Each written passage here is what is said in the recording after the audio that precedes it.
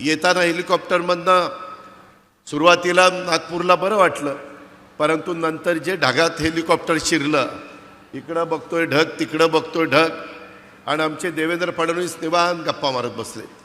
म्हणलं बघा जरा बाहेर काही दिसत नाही, कुठं झाड दिसेना, कुठं काही दिसेना, जमीन दिसेना, आपण ढगात चाललोय, कुठं चाललोय, काय चाललोय. म्हणले काही काळजी करू नका.